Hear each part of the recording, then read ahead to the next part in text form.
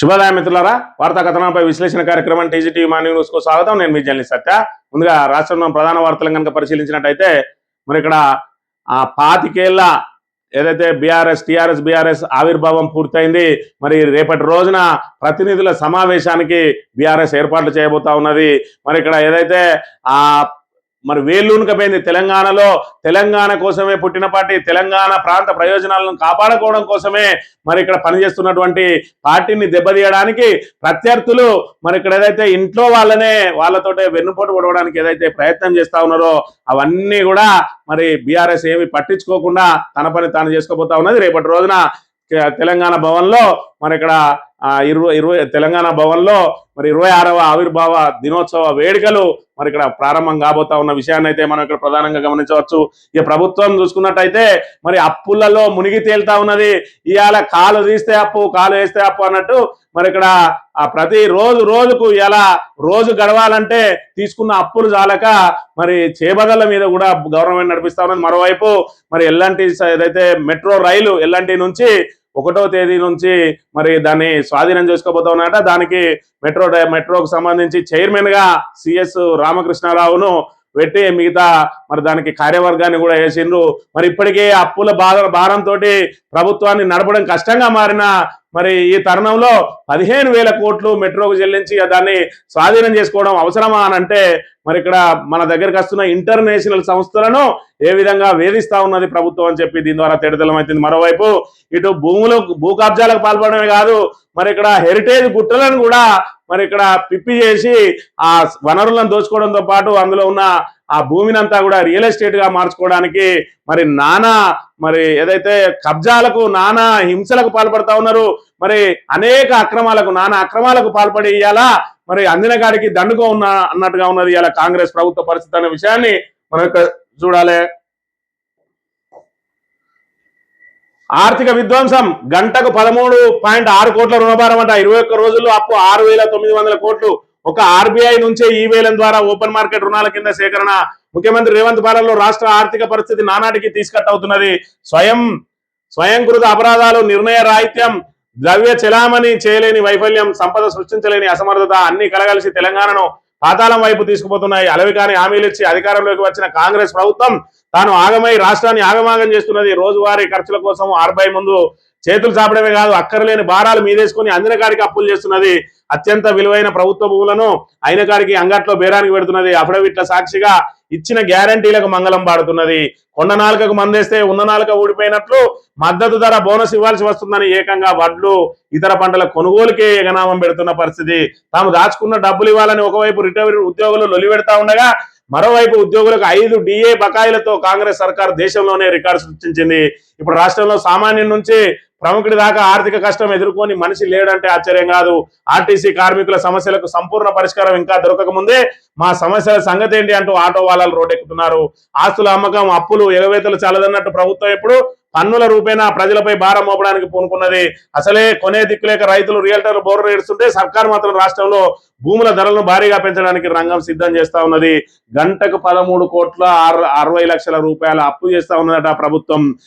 గంటకు కోట్లాది రూపాయలు అప్పు చేసి గత ప్రభుత్వం అప్పులు చేసిందని చెప్తున్న రేవంత్ సర్కార్ నువ్వేం చేస్తానవా? ఇప్పటి వరకు కొత్త నిర్మాణం లేదు, కొత్త విధానం లేదు, కొత్త పాలసీ లేదు, 6 గ్యారంటీలు అమలు లేదు, 420 హామీలను నెరవేర్చింది లేదు, పెండింగ్ ప్రాజెక్టులను పూర్తి చేసింది లేదు. ఈ అప్పులన్నీ ఏం చేస్తాను అని అంటే దానికి సమాధానం లేదు. అందిన కాడికి దండుకో అని చెప్పి మరి ఏదైతే వీళ్లకు జీతాలు ఇవ్వడానికి అప్పులు తెచ్చి జీతాలు ఇస్తూ ఇలా ప్రభుత్వాన్ని నడుపుతున్నటువంటి ఈ దుర్మార్గ ప్రభుత్వం, ఈ దద్దమ్మ ప్రభుత్వం, ఈ అసమర్థ ప్రభుత్వం ఇప్పటికే 3.5 లక్షల కోట్ల నుంచి 4 లక్షల కోట్లకు ఎగబాకుతా ఉన్నది. అప్పుల మరి చిట్టా అనే విషయాన్ని మనం ఇక్కడ ప్రధానంగా గమనించాలి. ఒకవైపు మరి ఇక్కడ చూసుకున్నట్టయితే ఏదైతే ఉద్యోగులకు 5 DAలు బకాయిలు పడ్డారు. మరి ఇక్కడ ఆల్రెడీ రిటైర్డ్ ఉద్యోగులకు సంబంధించి వాళ్ళు దాచుకున్న సొమ్మును కూడా వాళ్ళకి ఇవ్వకుండా మరి బకాయిలు పెడతా ఉన్నారు. ఆర్టీసీ ఉద్యోగుల సమ్మె ఇటు పరిష్కారం అవుతా ఉన్నది అనే తరుణంలోనే ఆటో డ్రైవర్లు అందరూ రోడ్డెక్కి మరి ఆందోళన బాట పట్టిండ్రు. మరి ఇన్ని రకాల సమస్యలను సృష్టించింది ఇవాళ అలవిగాని హామీలతోటి.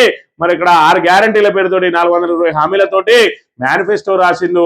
ఎవడా మేనిఫెస్టో రాసింది అని అంటే మంతని నియోజకవర్గానికి సంబంధించి 4 సార్లు గెలిచిన ఎమ్మెల్యే 5వ సారి గెలవడం కోసం మంతని ప్రజలను ఏమార్చడానికి ఏవైతే అబద్ధాలు ఆడిండో ఇవాళ తెలంగాణ యావత్ రాష్ట్రాన్ని ముంచడానికి ఆ మేనిఫెస్టోను రాసి ఇవాళ అందరినీ నట్టేట ముంచి ఇవాళ పారదర్శకంగా నడుస్తున్న ప్రభుత్వం మీద అభాండాలేసి బట్టగాల్చి మీదేసి మరి ఇక్కడ ఏదైతే అసత్య ప్రచారాలతోటి మరి అక్కడ ఏదైతే ఈర్ష్యా ద్వేషాలు నింపి ఇవాళ ఆ ప్రభుత్వాన్ని కూలదేసి కాంగ్రెస్ ప్రభుత్వం వస్తే సబ్బండ వర్గాలను ఇబ్బంది పెడతా ఉన్నది కాంగ్రెస్ ప్రభుత్వం అనే విషయాన్ని మనం ఇక్కడ గమనించాలి.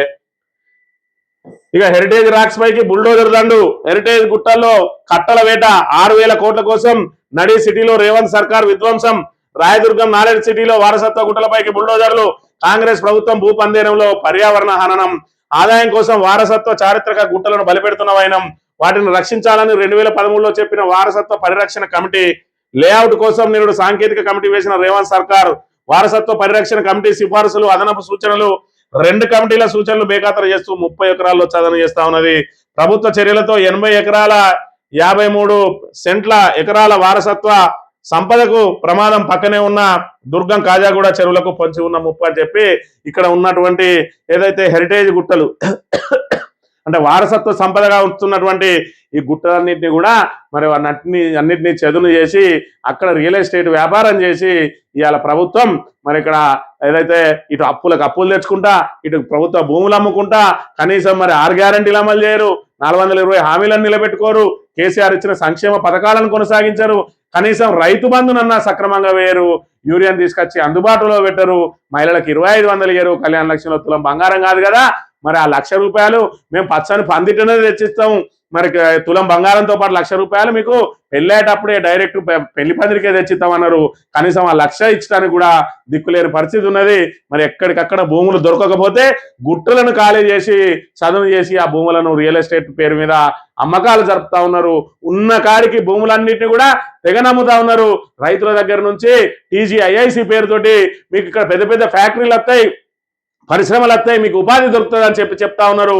ఆ భూములన్నీ తీసుకుంటా ఉన్నారు, ప్రైవేటుకు మళ్ళా బేరం పెడతా ఉన్న పరిస్థితి. ఇవాళ చూసుకున్నట్లయితే రత్నాపూర్లో భూములు తీసుకున్నారు. ఏది కోకోకోలా ఫ్యాక్టరీ వస్తా అంటారు, ఏది కోకోకోలా ఫ్యాక్టరీ భూములు అయితే గుంజుకుంటున్నావు, మళ్ళీ మనకి అమ్ముతావో తెలియని పరిస్థితి ఉన్నది. అలా ఖజానా నింపుకునేందుకు కాంగ్రెస్ సర్కార్ చివరికి హెరిటేజ్ గుట్టాల్లో నోట్ల కట్టలు వేయడం మొదలుపెట్టింది. గత టీఆర్ఎస్ ప్రభుత్వం చెరువుల్లోకి నీళ్లొచ్చేందుకు ప్రధాన ఆధారమైన గుట్టలను సంరక్షిస్తే ప్రస్తుత రేవంత్ సర్కార్ ఏకంగా పర్యావరణ విధ్వంసానికి పాల్పడుతున్నది. ఓవైపు చెరువుల పరిరక్షణకే హైడ్రా తెచ్చామని గొప్పలు చెప్పుకుంటున్న ప్రభుత్వం అవే చెరువులకు ఆయువు పట్టుగా ఉండే గుట్టలను తొలుస్తున్నది. కాదేది రియల్ ఎస్టేట్ కు అనర్హం అనే చందంగా వ్యవహరిస్తూ 6,000 కోట్లు రాబట్టుకునేందుకు మరి ఇక్కడ ప్రఖ్యాతిగాంచినటువంటి వారసత్వ గుట్టలను నాశనం చేసి దాన్ని మొత్తం చదును చేసి కాంక్రీట్ జంగల్గా మార్చబోతా ఉన్నది హైదరాబాద్ కు లంగ్స్ లా ఉండేటువంటి మరి ఏదైతే హైదరాబాద్ సెంట్రల్ యూనివర్సిటీ భూములలో 400 ఎకరాలను ఇదే రీతిలో రియల్ ఎస్టేట్ కు అమ్మడానికి ప్రయత్నం చేస్తే విద్యార్థులకు అండగా నిలిచి బీఆర్ఎస్ పోరాటం, దాంతో సుప్రీంకోర్టు సాధికారిక కమిటీని పంపి ప్రభుత్వానికి మొట్టికాయలు వేస్తే ఆ 400 ఎకరాలు ఆగింది.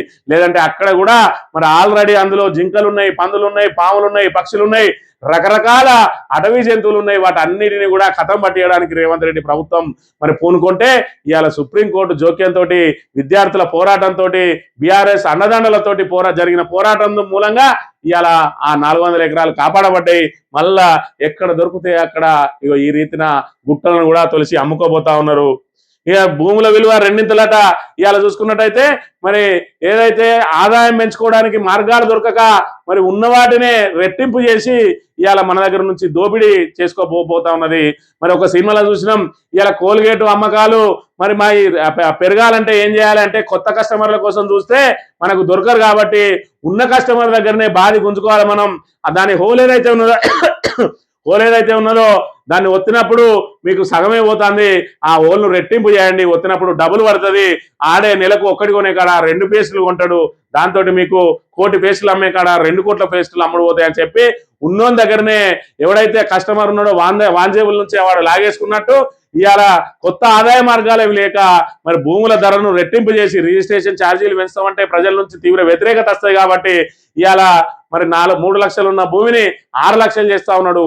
మరి 6 లక్షలు చేస్తే ఇవాళ మరి 6% ఉన్నదాన్ని మరి 3 లక్షలతో లెక్కేసుకుంటే 12% అయితే 12% అంటే పెద్ద ఎత్తున మరి వ్యతిరేకత వస్తుంది కాబట్టి 3 లక్షలకు 6% అంటే 18,000 అయితే మరి అదే విధంగా దాన్ని 6 లక్షలు చేస్తే 36,36,000 కట్టాల్సిన పరిస్థితి వస్తుంది.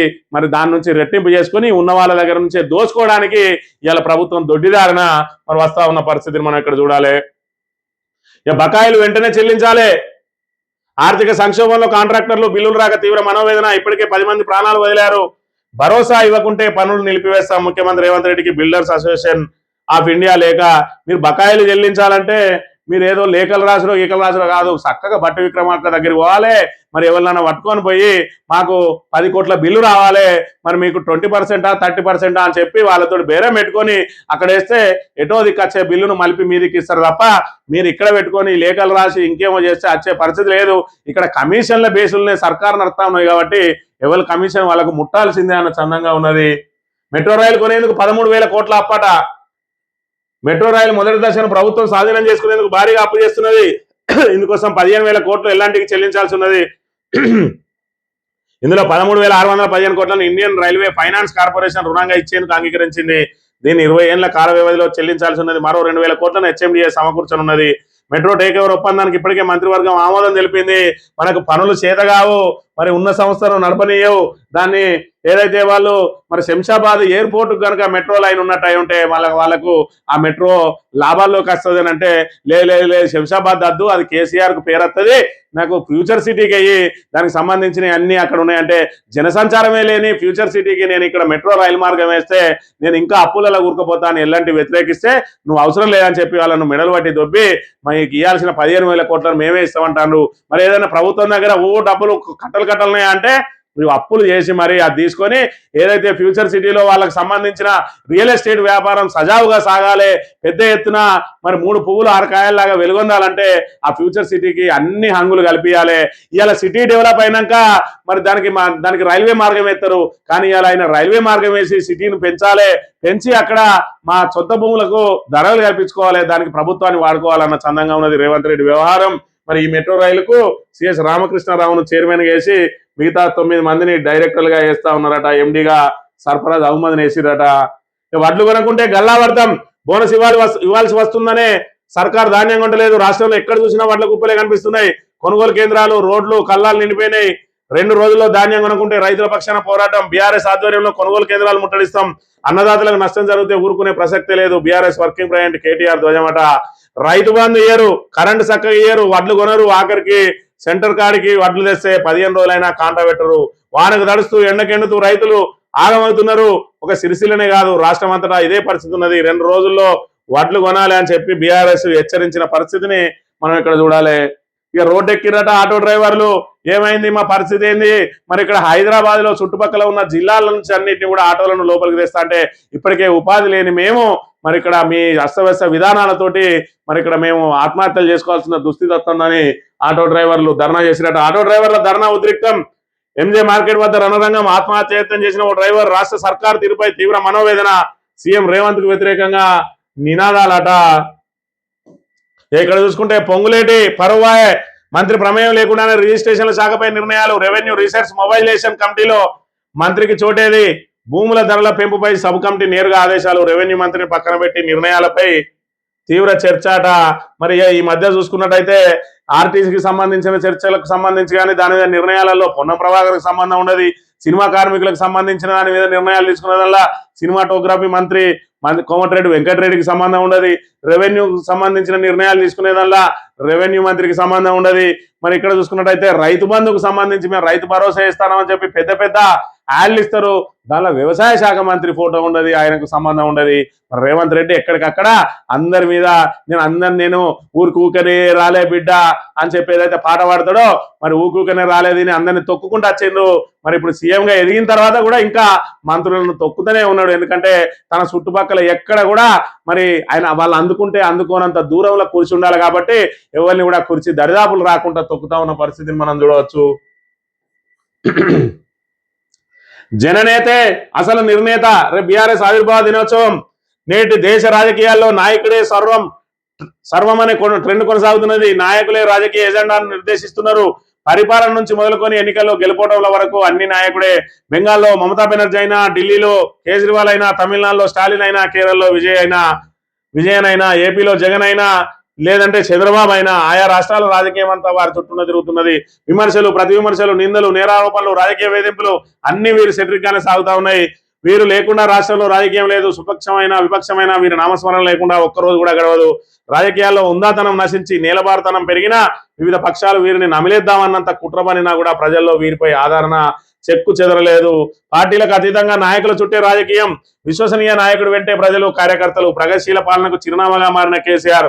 25 ఏళ్లుగా తెలంగాణ ప్రజలంతా ఆయన వెంటే. ఉద్యమం పాలన ఏదైనా కేసీఆర్ తోనే అందరూ. మరి ఇక్కడ చూసుకున్నట్టయితే విశ్వసనీయత నాయకుని వెంటనే ప్రజలు ఉంటారు అనే దానిలో ఎలాంటి సందేహం లేదు. ఎందుకంటే కేసీఆర్ పార్టీ పెట్టిన తర్వాత అనేక మంది తెలంగాణ పేరు మీద పార్టీలు పెట్టిండు. ఆల నరేంద్ర పార్టీ పెట్టిండు, దానికి ఆదరణ రాలేదు. దాంతో కేసీఆర్ తోటి కలిసిపోయిండు. మరి ఇక్కడ తల్లి తెలంగాణ పార్టీ పెట్టింది విజయశాంతి, మరి ఆమె కూడా పార్టీని మూసేయాల్సి వచ్చింది. దేవేందర్ గౌడ్ ఉమ్మడి ఆంధ్రప్రదేశ్ లో నెంబర్ 2గా ఒక వెలుగు ఎందిండు. మరి బీసీ నాయకుడు ఆయన నవ తెలంగాణ పార్టీ అని పెట్టిండు, ఆయన పార్టీని మూసేసుకున్నాడు. నాగం జనార్దన్ రెడ్డి పార్టీ పెట్టిండు, ఆయన పార్టీని మూసేసుకున్నాడు. షర్మిల పెట్టింది, మరి కోట్లాది రూపాయలు తీసుకొచ్చి ఖర్చు పెట్టింది. మరి ఒక వార్డు మెంబర్ కూడా ఆమెకు లేకుండా వేరు, ఆమె పార్టీ మూసేసుకోవాల్సి వచ్చింది. అదే ప్రాంతీయ పార్టీలు పెట్టినటువంటి మరి ఇక్కడ నాడు ఎన్టీఆర్ తెలంగాణ మరి ఏదైతే తెలుగు ప్రజల ఆత్మగౌరవం కోసం పార్టీ పెట్టిండు, తెలుగు వాళ్ళను మరి ఇక్కడ ఆత్మగౌరవంగా గల్లెత్తుకొని తిరిగేలాగా చేస్తా అని చెప్పి ఏదైతే పార్టీ పెట్టిండో 8 నెలల్లోనే అధికారంలోకి వచ్చిండు.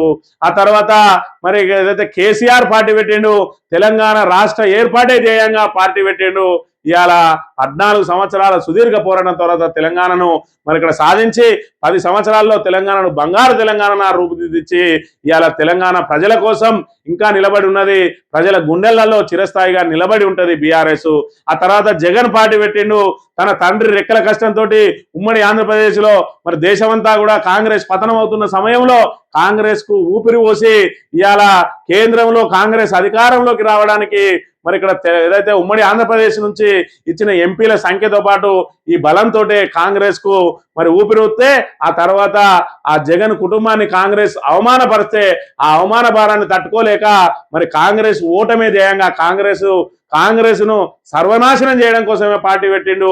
5 సంవత్సరాల పాటు సుదీర్ఘంగా పోరాడి మరి ఖచ్చితంగా ప్రతిపక్షంలో ఉండి కూడా మరి ఏదైతే ఆంధ్రప్రదేశ్ లో కాంగ్రెస్ కు సర్వనాశనం చేసిండు, సమూలంగా దాన్ని సమాధి చేసిండు.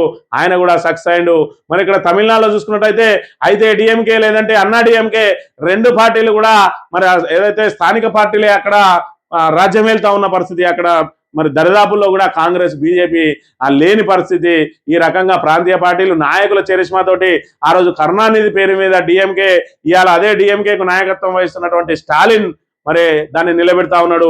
అదే సమాజ్వాదీ పార్టీ చూసుకున్నట్టయితే ములాయం సింగ్ యాదవ్, ఆ తర్వాత ఆయన కొడుకు అఖిలేష్ యాదవ్లు వాళ్ళ చరిష్మా ఆధారంగా నడుస్తా ఉన్నది. మరి బీజేడీని చూసుకున్నా కూడా మరి ఏదైతే జనతాదళ్ చూసుకున్నా, బీజేడీని చూసుకున్నా, మరి అదే విధంగా అనేక రకాల ఒరిస్సాలో చూసుకున్నా కూడా మరి అన్ని కూడా ప్రాంతీయ పార్టీలు ఆ వ్యక్తి చరిష్మా మీదనే ఆ పార్టీలు నడుస్తున్న పరిస్థితిని మనం ఇక్కడ చూడాలి. ఇవాళ పులిని చూసి నక్కవాతలు పెట్టుకున్నట్టు ఇవాళ స్వయం ప్రకటిత అమ్మగా ఏదైతే జయలలితను కదా అమ్మగా భావించాలని చెప్పి ఆమె శిఖముడిసిందని ఈమె కూడా శిఖముడుచుకొని వచ్చి నేను మీకు అమ్మనైతా అంటే ఎవరు పట్టించుకునే పరిస్థితి లేదు. ఇవాళ కన్న తండ్రి మీదనే నువ్వు మరి నీచమైన వ్యాఖ్యలు చేస్తున్నా, నిన్ను ఇవాళ అమ్మగా కాదు కదా మరి ఏదైతే స్వయం ప్రకటితంగా అమ్మగా మారిన కవితమ్మను తరిమి కొట్టడానికే తెలంగాణ ప్రజానీకం చూస్తారు తప్ప ఇవాళ కవితను ఆదరించే పరిస్థితి ఉండదు. ఇవాళ ఆ నాయకుల లోపల ఉన్న చిత్తశుద్ధినే చూస్తూ ఉంటారు. ఇవాళ ప్రజా సమస్యలను పక్కన పెట్టి ఒక పార్టీని నాశనం చేయడానికి ఇంకో పార్టీని పుట్టిస్తే ప్రజలు దాన్ని మరి యాక్సెప్ట్ చేయరనే విషయాన్ని మనం ఇక్కడ ప్రధానంగా గమనించాలి. ఇక కాళేశ్వరం ప్రాజెక్టుపై తప్పుడు మాటలు వివేక్ గట్టిగా తలంటిన పబ్లిక్ అట. మీరు ఇచ్చిన హామీలే అమలు చేయకుండా గత బీఆర్ఎస్ ప్రభుత్వంపైనే నిందలేస్తారా అని చెప్పి నరసాపూర్లో మంత్రి వివేక్ను నిలదీసిందట. మరి అక్కడ పోయి కళ్యాణ లక్ష్మి చెక్కులు వంచే కాడ మరి కళ్యాణ లక్ష్మి చెక్కులు వంచి రాక ఈయనే కాళేశ్వరంలో మొత్తం అవినీతి జరిగింది, దీనికి కేసీఆర్ కారణం అంటే అక్కడ ఉన్న వాళ్ళందరూ కూడా తిరగబడ్డారట. నువ్వు ఇచ్చే 6 గ్యారంటీలు ఏవి, కళ్యాణ లక్ష్మి చెక్కులు ఇస్తాను, వీళ్ళ తులం బంగారం ఏది, అసలు నీ సంగతి ఏందో చెప్పని అందరు తిరగబడితే తోక ముడుచుకొని అక్కడి నుంచి వెళ్ళిపోయిందట వివేక్.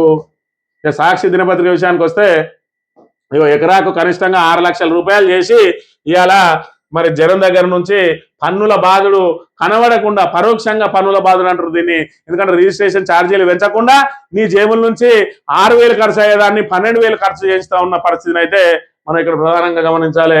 శ్రీహరికోటకు హైదరాబాద్ రాకెట్ పోతుందట. దేశంలోనే తొలి ప్రైవేటు ఆర్బిటల్ రాకెట్ విక్రమ్-1 తయారు చేసిన స్కై రూట్ జెండా ఊపి ప్రయోగ వేదిక వద్దకు పంపిన సీఎం రేవంత్ రెడ్డి అట. ఇక కవిత కొత్త పార్టీ టీఆర్ఎస్. ఎందుకంటే మరి ఇక్కడ కల్వకుంట్ల అనే పేరు లేకపోతే ఈమెకు గుర్తింపు లేదు. మరి ఇక్కడ కొత్తగా పార్టీని కనుక పెడితే మరి ఆ పార్టీ ఇవాళ చూసుకున్నట్టయితే ఆ పార్టీ ప్రజల్లోకి వెళ్ళాలంటే మరి ఈమె పేరు మీద వెళ్ళలేదు కాబట్టి ఇవాళ పేరడీ పార్టీ పెట్టి ఏదైతే డూప్లికేట్ ఇప్పుడు కిన్లే నీళ్ళు ఉంటే కిల్బీ అని పెట్టుకొని అదేవిధంగా కోల్గేట్ ఉంటే కూల్గేట్ అని పెట్టుకున్నట్టు ఈమె కూడా మరి టీఆర్ఎస్ సొంతంగా పార్టీ పేరు కూడా పెట్టుకోలేని ఈ అసమర్థురాలు ఇవాళ మరి పక్కపొంటి కల్వకుంట్ల కుటుంబంలో ఉండడం మరి నేను సిగ్గుపడుతున్నా అన్నది. కానీ పక్కకు మాత్రం కల్వకుంట్ల పెట్టుకుంటా ఉన్నది. దేవునపల్లి కవిత అని పెట్టుకొని ఇవాళ నువ్వు ప్రజలలో టీఆర్ఎస్ అనే పేరును పెట్టుకొని టీఆర్ఎస్ ను దెబ్బతీయాలని చూస్తే తెలంగాణ ప్రజల ఉమ్మడి ఆస్తి, అది తెలంగాణ ప్రజల ఆస్తే. కేసీఆర్ కూడా తెలంగాణ మరి ఏదైతే ప్రజల ఆస్తే ఖచ్చితంగా కేసీఆర్ మీద మాట్లాడినా ఏదైతే బీఆర్ఎస్ ను నాశనం చేయాలని చూసినా నిన్ను నాశనం చేస్తారు తెలంగాణ ప్రజానీకం అనేది గుర్తుపెట్టుకోవాలి. ఆంధ్రజ్యోతి విషయానికి వస్తే ఇక వీనికి కోతికి కొబ్బరి చిప్ప దొరికినట్టే.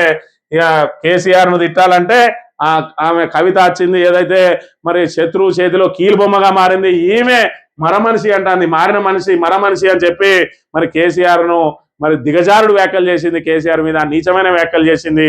మరి శూర్పణఖ కంటే అధ్వానం. శూర్పణఖ కూడా ఆ రోజు తన అన్నదమ్ములను నాశనం చేయాలనుకోలే. రామలక్ష్మణులు ఏదైతే తనకు అవమానం చేసిండ్రో, ఏదైతే తన ముక్కు చెవులు కోసిండ్రో, సరే తప్పు తనదే అయినప్పటికీ కూడా మరి తనను మరి ఏదైతే ముక్కు చెవులు కోసి అవమానించినందుకు ఏదైతే రామలక్ష్మణులను అంతం చేయాలని చెప్పి వాళ్ళను యుద్ధంలోకి గుంజి మరి ఇక్కడ లోక కళ్యాణం కోసం మరి అక్కడ వాళ్ళు ఏదైతే అంతమైందో. కానీ ఆమె అధికార కాంక్షతోటి మరి వాళ్ళను అంతం చేసి తాను ఆ శ్రీలంకను ఆధీనంలోకి తీసుకోవాలని చెప్పి ఆ ప్రయత్నాలు చేయలే. ఈ శూర్పణఖ ఈమెను శూర్పణఖ అని చెప్తే కూడా మరి శూర్పణఖ కూడా సిగ్గుపడుతుంది. శూర్పణఖ కంటే అధ్వానం షర్మిల కంటే ఇంకా అధ్వానం. ఎందుకంటే షర్మిల ఒక్కరోజు కూడా తన తండ్రి మీద ఆరోపణలు చేయలేదు. తన తండ్రిని దేవునిగా భావించింది. ఇవాళ వైఎస్ రాజశేఖర రెడ్డి అయినా ప్రజల ఆస్తి అని చెప్పి మరి ఆమె ఖచ్చితంగా వైఎస్ఆర్ దీవెనలతోటే నేను తిరుగుతా అన్నది. ఈమె మాత్రం ఇవాళ కల్వకుంట్ల చంద్రశేఖరరావునే విమర్శిస్తా ఉన్నది. మరి తెలంగాణ ప్రజానీకం అంతా కూడా జాతి పితగా పిలుచుకునే కేసీఆర్ మీద ఆరోపణలు చేస్తే ఖచ్చితంగా ఈమె ఏదైతే కేసీఆర్ బిడ్డ అనే ఒక సాఫ్ట్ కార్నర్ వదిలేసిన రోజున ఈమెను ఖచ్చితంగా రాళ్లతోటే కొట్టి చంపుతారు తెలంగాణ ప్రజానీకం అనే విషయాన్ని ఇక్కడ గమనించాలి. కేసీఆర్ ఇప్పుడు తోడేళ్లు గుంటనక్కల చేతిలో బంద్ అయిందట. మరి ఇక్కడ కేసీఆర్ ఏదైనా అవినీతి జరిగిన రోజున నా బిడ్డనైనా నా కొడుకునైనా నా అల్లునైనా బయటికి నెట్టేస్తా అని చెప్పి అన్నాడు. మరి నేను ఏం తప్పు చేసినా అంటాంది. నువ్వు ఏం తప్పు చేసిందో ప్రపంచం అంతా చూసింది కదా. ఇవాళ లిక్కర్ కుంభకోణం అనేది నువ్వు నీ పేరు మీద రావడంతో ఇవాళ ఎంపీలు 0 సీటు రావడానికి నువ్వు కారణం కాలేదా? మరి ఇక్కడ ఏదైతే ఆ ఎమ్మెల్యే ఎలక్షన్ల రోజున ఓడిపోయిన రోజున 1.7% మాత్రమే తేడాతోటి ఓడిపోతే నువ్వు ఏదైతే జైలుకు పోయినావో ఆ లిక్కర్ కుంభకోణంలో మరి మొత్తానికి 0 సీట్లు వచ్చినాయి. ఇవాళ ఎంపీ సీట్లు ఒక్కటి కూడా రాకుండా పోయింది. ఇవాళ కుటుంబ పాలన అని చెప్పి ఏదైతే మరి ఇక్కడ పెద్ద ఎత్తున ప్రచారం చేసిందో మరి ఆ కుటుంబ పాలనలో నువ్వు భాగం కాదా? నిన్ను ఎంపీని చేయలేదా? కేసీఆర్ బిడ్డ కాకపోతే నీకు ఎంపీ అయ్యే అర్హత ఎక్కడ ఉన్నదనే ఒక విషయాన్ని ఇక్కడ గమనించాలి. నేను తెలంగాణ పోరాటం చేసిన అంటావు. నువ్వు తెలంగాణ పోరాటం చేసింది ఎడ్లబండి కింద కుక్కవేనంటే మరి ఎడ్లబండి కింద కుక్కవో ఏ విధంగా అయితే నేను ఎడ్లబండిని మోస్తున్నా అని చెప్పి అనుకుంటుందో ఇక నువ్వు తెలంగాణ చేసిన ఉద్యమం కూడా అదే స్థాయిలో ఉన్నది. ఆ కుక్క ఎడ్లబండిని మోసింది అనేది ఎంత వాస్తవమో నువ్వు తెలంగాణ ఉద్యమం చేసింది అనేది కూడా అంతే వాస్తవం అనే విషయాన్ని నువ్వు గమనించాలి. తెలంగాణ ప్రజలందరికీ కూడా తెలుసు.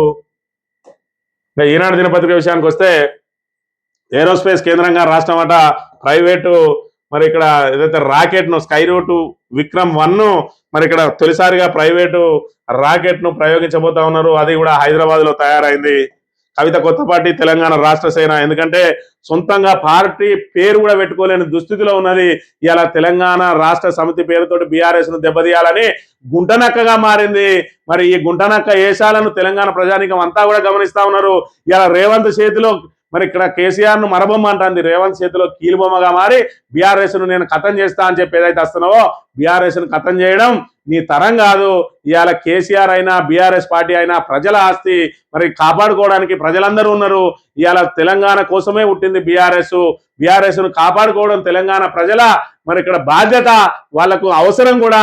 ఇవాళ తెలంగాణ ఏదైతే బీఆర్ఎస్ అధికారంలో లేకపోతే కాంగ్రెస్ ఏ విధంగా తెలంగాణను ఆగం చేస్తుందో అందరూ కూడా మరి ఇక్కడ అనుభవిస్తా ఉన్నారు. కాబట్టి మళ్ళీ బాపే రావాలి, సారే రావాలి, కేసీఆరే రావాలని చెప్పి ఏదైతే అనుకుంటా ఉన్నారో మధ్యలో నువ్వు అడ్డం తలిగితే నిన్ను తొక్కి నిన్ను రాళ్లతోటి కొట్టి సంపైనా కూడా కేసీఆర్ను తీసుకొచ్చి సీట్లో కూర్చుండబెడతారనే విషయాన్ని నువ్వు గమనించాలి.